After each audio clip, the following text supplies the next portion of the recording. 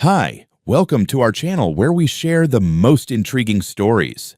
They built a neighborhood. I bought freedom. Then they came for it, with fake fines, hidden cameras, and a war of paper and paranoia. What started as a quiet mountain retreat became ground zero in a battle against a rogue HOA drunk on power. I didn't start this fight, but I finished it. I bought that cabin with my own hands. Not literally. I didn't build it myself, but I paid for every single board, pipe, and nail that held it together. After nearly a decade of grinding it out as a systems engineer, saving every spare dollar, I finally managed to get a slice of peace in the Colorado mountains. It wasn't much, a modest A-frame nestled in pine trees, a gravel driveway, and a fire pit I put together with my brother over a weekend of too much whiskey and not enough sunscreen. But it was mine, entirely mine, paid in full, titled clean, and very intentionally not part of any homeowners association. I'd found the place 5 years ago through a guy I used to work with. He'd tipped me off about a semi-abandoned lot with no HOA entanglements, and the moment I saw it, I knew it was exactly what I wanted. Isolation, elevation, and no Karens within shouting distance. I used it for what it was, a getaway. I wasn't living there full-time. I had a condo in Denver where I worked remotely, but every few weeks I'd drive up, sometimes alone, sometimes with friends, sometimes with family. Birthdays, New Year's Eve, July 4th cookouts. It was a place for celebration, for detachment, for being unreachable on purpose. The funny thing about mountains, they change slowly, but the people around them can sprout like weeds. About 2 years after I bought the place, a developer got a hold of a huge chunk of land about a mile down the road and slapped together a new community called Aspen Ridge. The name sounded like it had been designed by an AI trained on real estate ads. Polished cabins, paved streets, fiber optic lines, uniform mailboxes, and of course a freshly minted HOA to keep everything harmonious. I didn't pay much attention. Their plots didn't touch mine, and no one had any reason to wander uphill toward my place. But you know how it is. Where there's a homeowners association, there's someone who thinks they're God. The first sign of trouble was when I drove up one Friday and found a printed note taped to my front gate. Please contact Aspen Ridge HOA regarding community standards. That's it. No name, no contact number, just a logo and the phrase community standards like they were the sheriff now. I tossed it in the fire pit. Thought it was a mistake. Maybe they got the wrong address, or maybe one of their members thought they owned more land than they did. A week later, it escalated. I was up there again with two buddies, barbecuing, half drunk, watching the stars. No music, no yelling, no fireworks, just burgers and bourbon. The next morning, while I was collecting beer bottles, an SUV pulled up and parked right in front of my gate. Out stepped a woman in athletic wear, designer sunglasses, and a clipboard. Her entire vibe screamed, HOA president with too much time and not enough opposition. You the owner here? She asked, not even bothering with a greeting. I am. Can I help you? I'm Catherine Barlow, she said, flipping her badge at me like I was supposed to salute. President of the Aspen Ridge Homeowners Association. We've been getting reports about this property. I blinked. This property isn't in Aspen Ridge. She tilted her head like a confused dog. Well, it borders the southeast edge of our community. Several residents have expressed concern. Unmaintained appearance. Occasional noise. Parties. It's my land. My house. I don't live here full-time. It's a vacation property. She smiled like I was a toddler holding a crayon the wrong way. Well, you still fall within our shared-use visual corridor. I genuinely laughed. Is that a real phrase? We like to keep the area looking cohesive. I'm not part of your HOA. That's something we're looking into. She left after that, but not before taking pictures with her phone of my gravel, my porch, my garbage bins. She didn't even ask. 2 weeks later, back in Denver, I got a certified letter. Inside was a notice of violation and an invoice for $672. Apparently, my unregistered usage of shared district infrastructure and environmental presence, whatever the hell that meant, was subject to a $14 per hour fee, retroactively applied for the 2 full days I'd spent on the property. I read it twice, then again. It looked official. HOA letterhead, invoice numbers, even a discount offer. Pay within 14 days and receive 50% off your fee. like it was a damn parking ticket in downtown Denver. I almost laughed. Almost. Then I realized that if this letter had gone to someone less stubborn than me, someone elderly, or someone who didn't understand property law, they might have just paid it. That pissed me off more than anything. I called the number on the letter straight to voicemail. I emailed the address. Automated reply. I drove back up to the cabin the next weekend, and sure enough, a laminated sign had been zip-tied to a nearby pine tree. Aspen Ridge Zone, guest presence by HOA authorization only. It even had my lot number handwritten beneath it. That's when I knew they were serious. Delusional, but serious. So I got serious too. Hired a real estate attorney out of Glenwood Springs named Leslie Cohen. Tough as hell, sharp as a scalpel, and not a fan of HOAs. She reviewed my deed, pulled the county maps, highlighted boundary lines, and said the magic words. They have no jurisdiction. Let's sue them. I grinned. Let's. Leslie didn't waste time. The Monday after we met, she filed a motion in the Pitkin County Municipal Court challenging the validity of the so-called violation and demanding that the Aspen Ridge HOA retract the fine, remove all posted signage from my land, and cease further contact. In her filing, she included my deed, satellite maps, and county zoning documents, everything short of a finger painting labeled My Property in big red letters. We weren't just pushing back, we were punching holes in their entire premise. The legal language of the complaint was elegant, but the core message was simple. They were full of it. The court issued a summons for a preliminary hearing in 2 weeks. I figured it'd be quick. The judge would look at the paperwork, chuckle, and slap the HOA with a warning. But when we walked into that courtroom on a gray Thursday morning, it became clear that Aspen Ridge wasn't backing down. They brought a lawyer, and not some local guy who moonlights between traffic tickets and DUIs. No, they had some slick suit from Boulder with gelled hair and a leather briefcase that probably cost more than my chainsaw. He introduced himself as counsel representing the collective community interest of Aspen Ridge.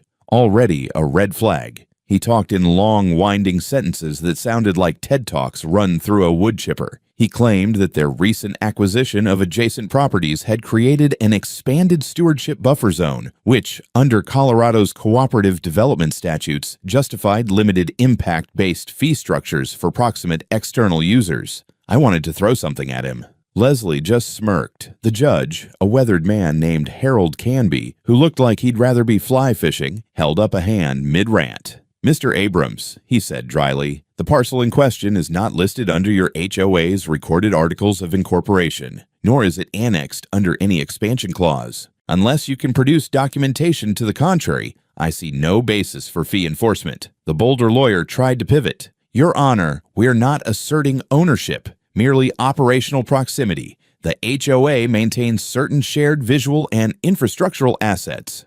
Are you charging this man to look at trees? The judge asked flatly. Dead silence. Leslie leaned over and whispered, This guy's already done. Judge Canby ruled then and there. The fine was voided. The HOA was ordered to cease all correspondence. And, my personal favorite part, Aspen Ridge was fined for misuse of mail-based enforcement. Apparently, there's a state law that prohibits non-governmental entities from issuing what appeared to be official citations without specific legal authority. Leslie had slipped that little landmine into her argument, and it went off beautifully. The HOA was slapped with a civil penalty of $3,000 payable to the state. I was awarded just over $2,000 in legal fees and compensation for undue administrative burden, which sounded boring but felt fantastic. I walked out of that courthouse feeling like a man who just stepped over a landmine and watched it explode behind him. Leslie clapped me on the back. This should shut them up. I nodded, already picturing a quiet summer with cold beers and 0 unsolicited citations. We were wrong, of course. Wildly wrong. At first, things did seem resolved. The signs came down, no more letters, no more drive-bys. I went up the next month with my sister and her 2 kids for a weekend and didn't see a single HOA goon. I actually started to relax again. We hiked, grilled burgers, watched the stars. Then, 2 weeks later, I got another letter. This one wasn't from the HOA directly. It was from a company called Community Infrastructure Solutions, LLC. Sounded like a firm that installs bike racks for city parks. The letter was written in the same smug legalese. Your parcel has been identified as falling within a Peripheral Community Access Corridor (PCAC), and as such may be subject to future usage assessments. Assessments? PCAC? These psychos invented a whole new term just to keep harassing me. Leslie looked over the letter and scowled. They're trying to play the shell game. Outsource enforcement to a consultant group so they can deny direct responsibility. Classic HOA trick. I've seen it in Orange County. First time I'm seeing it in the mountains, though. We did some digging. Community Infrastructure Solutions turned out to be a two-person LLC with a mailing address, and I swear I'm not making this up, that matched the HOA president's home address. Catherine Goddamn Barlow. She'd literally created a fake company to keep pressing her fantasy of jurisdiction. It was almost funny. Almost. We filed a cease and desist within 24 hours, attaching the court ruling from Judge Canby and explicitly naming Barlow as acting in bad faith. I added a personal note at the end. Cease pretending to be the IRS. Leslie grinned when she sent it. Let's see what she does next. What she did next was call the county assessor's office and file a report claiming that my home was an unoccupied structure being used for commercial purposes, aka a rental, and requested a tax reevaluation, because why not weaponize the tax code while we're at it? I got a notice of inspection in the mail, flagged possible reassessment. The thing was full of buzzwords: seasonal occupancy, short-term rental footprint, transient guest patterns. I called the inspector's office, gave them my side, and they agreed to hold off until after an in-person review. It was clear this woman wasn't just mad about trees and noise. She wanted control. She wanted to own the entire goddamn mountain, and I was the nail sticking out of her perfect HOA spreadsheet. I wasn't going anywhere. Let her bring it. I came back up to the cabin one weekend in late May, expecting the usual silence, maybe the smell of wet pine and a raccoon in the garbage. Instead, I got surveillance. I was halfway up my gravel driveway when I spotted something new. A slim gray camera bolted to a lodgepole pine near the base of the property line, aimed squarely at my front door. It had a little white placard under it that read, "Monitored by Aspen Ridge Community Safety Network." I slowed to a crawl, stared at the damn thing, then rolled down my window and let out a bitter laugh. They were watching me now. I parked, walked up, and followed the cable down the tree. It led to a tiny solar panel mounted above, all of it zip-tied with the kind of precision that screamed HOA approved. The camera wasn't on their property, it was bolted into my tree, on my land. The rage didn't hit all at once. It just simmered, steady and low, like a campfire on wet logs. I took a photo, then carefully unscrewed the device and left it on the road, resting politely on the HOA's side of the boundary with a post-it note, "Yours. Keep it that way." But of course, this wasn't just about a camera. That was just the first breadcrumb. Inside the mailbox, I found something worse. A glossy brochure professionally printed with the Aspen Ridge logo embossed in gold foil. The headline made my blood pressure spike. Notice: Zone Realignment and Shared Access Governance Plan, now in effect. Inside there was a map. My land now outlined in dotted yellow lines labeled Shared Usage Buffer Region. They'd redrawn their own imaginary borders, and apparently, I was inside them. The document claimed that due to increased regional impact and proximity integration, any properties within this buffer were now subject to community use monitoring, with fees assessed based on daily presence hours, infrastructure wear, and noise impact. They even had a chart, a full chart, several with my parcel number and estimated presence time for the past 3 months. They'd been tracking me. The next envelope held an invoice, $980. Usage fees, they called it, broken down into hourly charges, infrastructure strain, light pollution offset, and, my favorite, environmental echo impact. Whatever that was. I almost drove straight down to their office. If you could call a trailer with a flagpole and a fake stone facade an office. But Leslie advised restraint. "This is textbook strategic harassment," she said, flipping through the papers. "They want to provoke you, get you to do something rash so they can claim you're unstable or combative. Don't give them the satisfaction." I took her advice, but only just. That night, I sat on the porch with a bottle of rye and a notebook, writing down every single interaction I'd had with these lunatics. Dates, names, photos. If they wanted to escalate, I'd be ready. The next morning, a friend of mine, Daniel, showed up with his camper to spend the weekend. He's ex-Army, now working IT security for a major firm, the kind of guy who thinks NSA-level intrusion is a good conversation starter. I told him about the camera, the invoice, the imaginary echo fees, and he just laughed and said, "Want me to run a sweep?" He pulled out a handheld RF detector from his truck, the kind they use to scan for unauthorized signals, and, sure enough, we picked up two separate frequencies near the edge of the cabin. One was low band, probably motion sensors. The other had intermittent spikes, likely a wireless feed. We followed the signal to a second device, hidden beneath a decorative birdhouse mounted on a stump outside the tree line. HOA colors, HOA branding, on land that was still, according to the county assessor, 100% mine. We documented everything: photos, GPS coordinates, a video of Daniel narrating the discovery like he was on Dateline. Then we called the sheriff. To my surprise, the deputy who showed up was calm, respectful, and familiar with Aspen Ridge. I didn't even have to explain much before he sighed and said, "Barlow again." He took our statement, confirmed the property lines on his in-car tablet, and agreed that yes, the devices constituted unauthorized surveillance. He removed them himself and said he'd be filing a formal warning with the HOA and forwarding the matter to the district attorney's office for review under Colorado's privacy laws. That should have been enough, but it wasn't. Because that afternoon, as Daniel and I were grilling burgers, two men in matching blue polos and khakis walked up the driveway. HOA compliance officers, according to the little patches on their sleeves. One of them had a tablet. The other had a measuring wheel. Afternoon, one of them said, cheerful like a mall Santa, "We're just here to document occupancy periods and periphery encroachment zones. Should only take a few minutes." I stared at him for a beat. Then I said, "You've got 30 seconds to get off my land before I call the sheriff back and press trespassing charges." They didn't move, so I took out my phone, started recording, and walked toward them. The one with the tablet said, "Sir, we're authorized under Section 14C of the Aspen Ridge Shared Use Initiative." I cut him off. "You are not authorized to be here. You are trespassing. This is private property, not subject to your imaginary bylaws, and I've already reported your organization to the sheriff, the county, and my attorney." They didn't look particularly rattled. The guy with the measuring wheel muttered something about non-compliance surcharge. Then they turned and left, but not before snapping a photo of my license plate. Daniel muttered, "This isn't just some overreach. This is coordinated."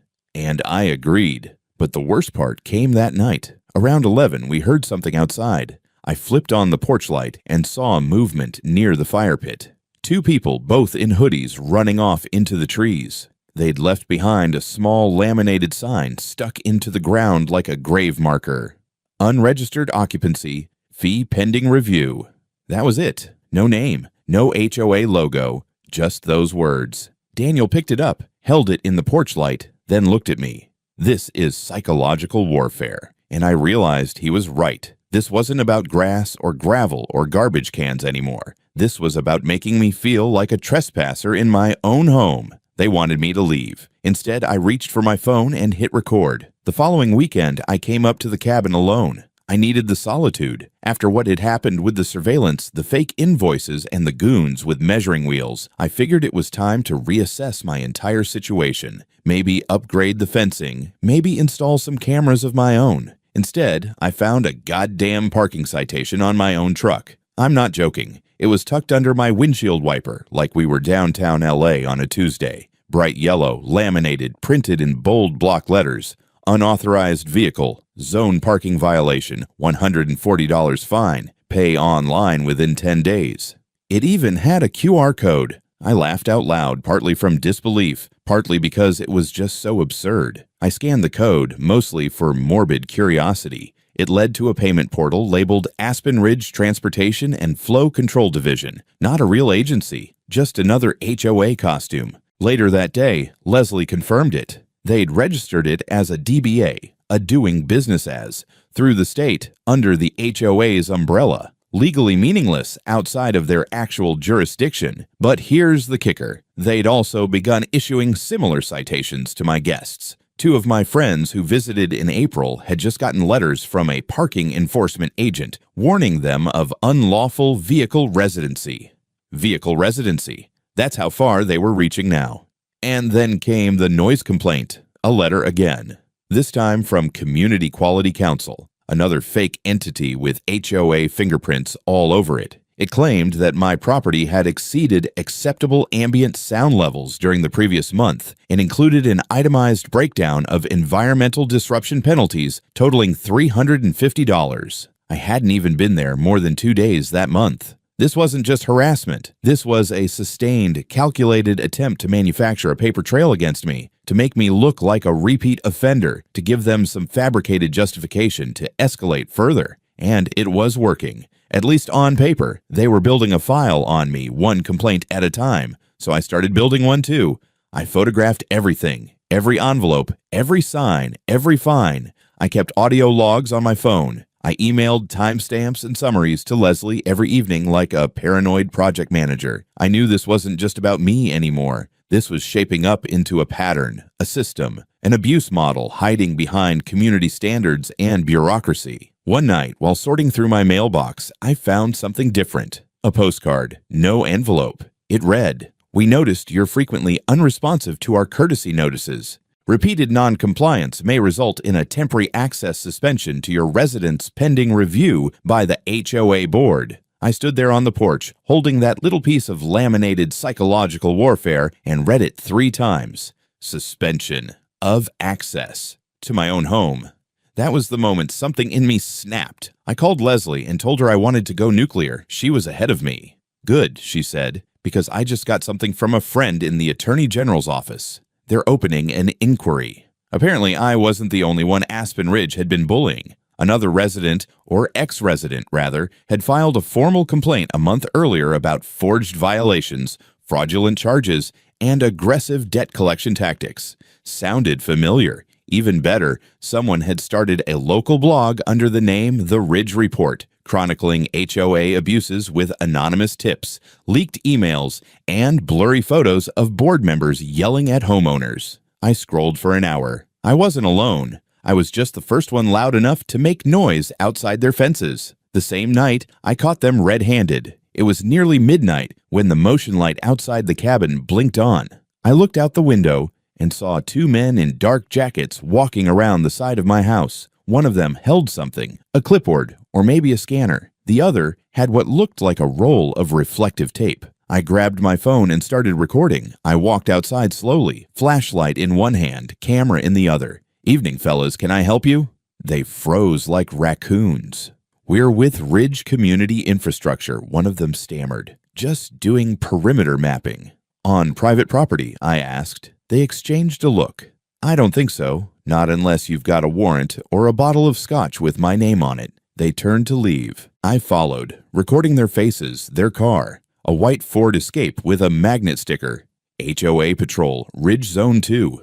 I called the sheriff again. This time, they didn't just log a report. They filed a formal trespass notice against the HOA, naming the board directly. I sent the video to Leslie. She said it was gold. Then came the retaliation. The next day, I got an envelope. No return address. Hand delivered. Inside was a notice of emergency administrative lien intent. The HOA was claiming I owed over $1,000 in cumulative fees and had 10 business days to settle or face a temporary lien action for protective compensation. Leslie nearly choked when she read it. "They're threatening to lien your property without owning any legal interest in it. That's not just overreach, that's outright fraud." And it was. Under Colorado law, only entities with actual lien authority, mortgage lenders, tax authorities, or legally bound associations can file liens. Aspen Ridge had no such authority over me, but it wasn't about the legality. It was about fear, about exhaustion.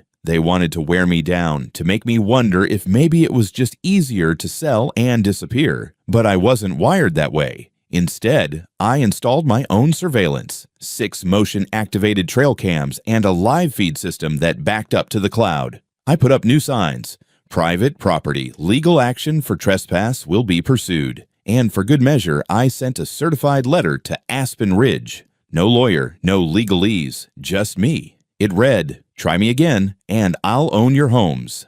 By the time June rolled in, it felt like I was living in a low-budget legal thriller with an unlimited budget for bullshit. Every week brought something new from Aspen Ridge. fraudulent invoices, fake departments, late-night surveillance, and now the looming threat of a lien built on vapor. I wasn't intimidated anymore. I was pissed. Leslie, bless her vengeful little heart, took the gloves off.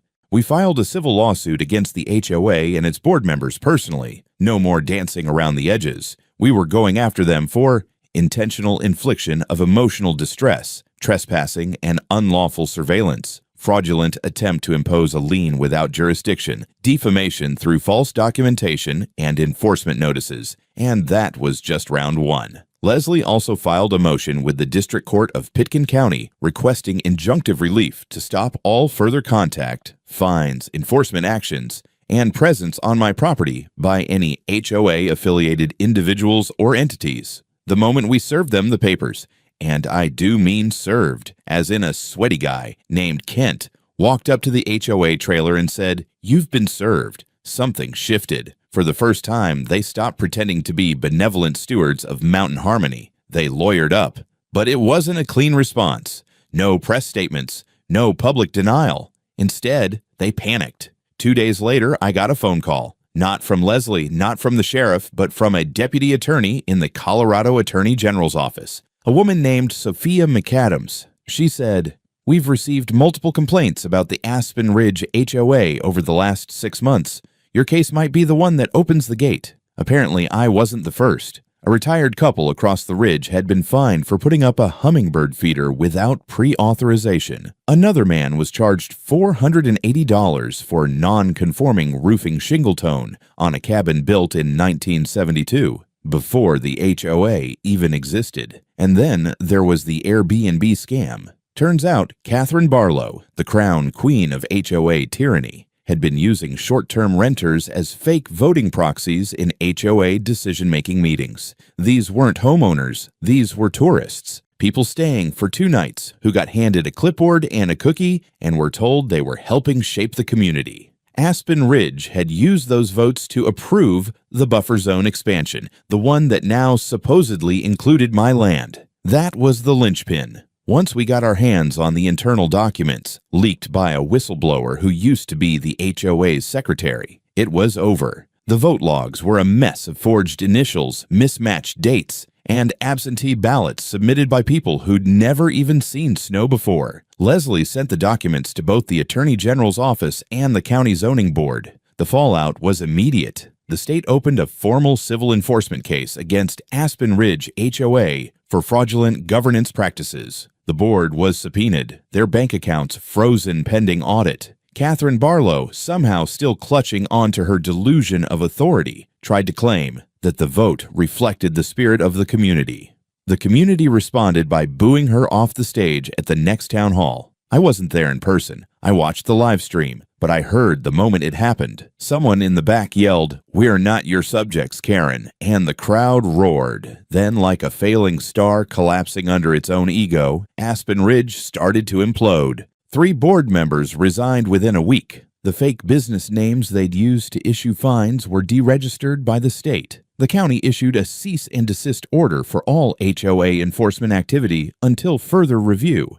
And I was just getting started. With Leslie's help, I filed an amended complaint seeking punitive damages. We now had hard evidence that Aspen Ridge had illegally attempted to expand its boundaries, used falsified votes from non-owners, stalked and harassed residents with surveillance, attempted to lien private properties they had no legal claim to in a courtroom. That's the holy grail. That's not just negligence. That's organized abuse. It was around this time that I was contacted by a reporter from the Denver Post. She wanted to run a piece titled HOA or Private Regime, The Rise of Weaponized Governance. I gave her everything. Photos, documents, the surveillance video, even the fake parking citation. A week later, the article dropped. The response was explosive. Residents from across Colorado started sharing their own horror stories. Entire Facebook groups popped up. One HOA president from Lakewood tried to defend Aspen Ridge in a comment thread and got ratioed into oblivion. And suddenly, I wasn't just fighting the HOA, I was leading a movement. Leslie warned me not to get distracted. "We're still in litigation," she said. "Don't start making speeches until we've got a verdict." But something had shifted in me. I wasn't just defending my property anymore. I was defending the right to own any property without being terrorized by control freaks in pastel vests and badge clips. Still, we kept our focus. The court date was set. The subpoenas were flying, and buried in all the legal debris was a sweet little footnote from the county recorder's office. Aspen Ridge's expansion plan was officially declared null and void. Their buffer zone, gone. The shared usage corridor, fiction. The fees, illegal. I printed that letter and framed it. Then I mailed a copy to the HOA's old P.O. box with a note that simply read, "You lose." They say justice moves slow, but when it finally hits, it hits like a truck loaded with bricks and the smug expressions of every HOA board member you ever wanted to punch. The court date came in mid-July.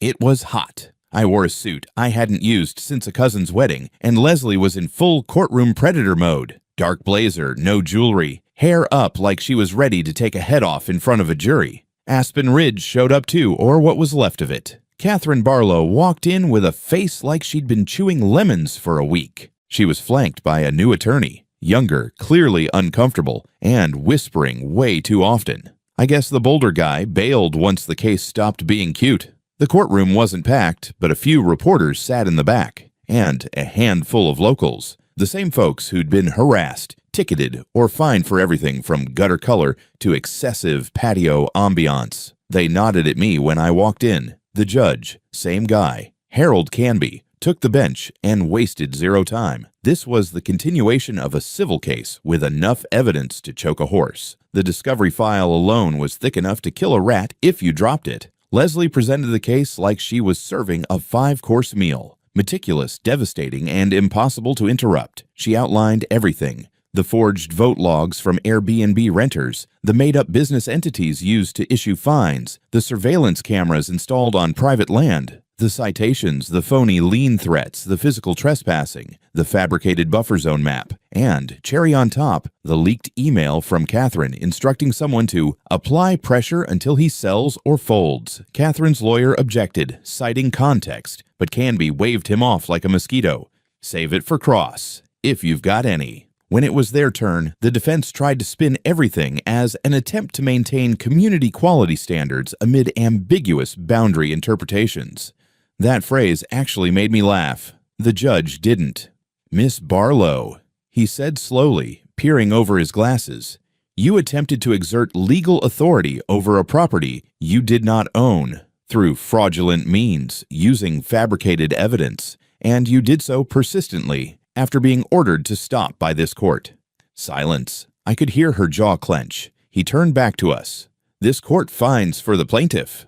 Boom. I was awarded $11,000 in damages, a mix of punitive fees, reimbursement for legal costs, and emotional distress. The HOA was ordered to publicly retract all issued fines, liens, and warnings, remove all mentions of my parcel from any HOA maps, plans, or documents, issue a written apology for harassment and misrepresentation, permanently cease any enforcement action against me or my guests. And just when I thought it couldn't get better, Judge Canby added one more thing. The HOA was fined $35,000 by the county for repeated violations of municipal zoning laws, unauthorized surveillance, and harassment through fraudulent correspondence. The fine didn't go to me, it went to the state. But I didn't care. It was enough to sink them.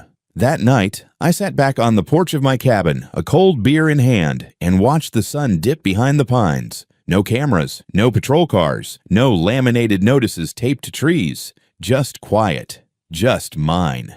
Within a week, Catherine Barlow resigned from the board. 2 other members followed. The HOA entered what they politely called administrative restructuring. Translation: the whole thing was burning down and nobody had a hose big enough. And then something unexpected happened. A letter arrived. Not a citation, not a threat, but an actual normal letter from the new interim president of Aspen Ridge, a guy named Marcus Hall, early 40s, apparently a tech consultant who'd only recently moved in. He apologized, genuinely, said he had no idea what kind of lunacy was going on and wanted to rebuild the HOA from the ground up based on transparency, voluntary participation, and community trust. I appreciated the effort, really, but I also didn't believe in fairy tales. Still, I agreed to meet him.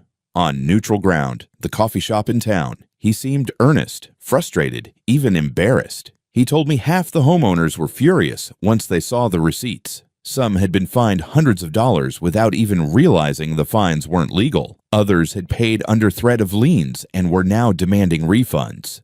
Marcus wanted to make things right. I told him I didn't give a damn what they did, as long as they left me the hell out of it. He agreed. Then came the media wave. After the Denver Post article hit, the story spread. It got picked up by a regional NPR affiliate. A segment ran on a consumer rights podcast. People across the country started writing in with their own HOA horror stories. I started getting emails, calls, invitations to speak. One of them was from a state legislator, a representative from Boulder who'd read the story and wanted to introduce a bill that would tighten restrictions on HOA expansion, voting rights, and transparency. "Would you be willing to testify?" she asked. I thought about it for a while, and then I said yes, because this fight was never just about me. Testifying at the state legislature wasn't something I ever pictured myself doing.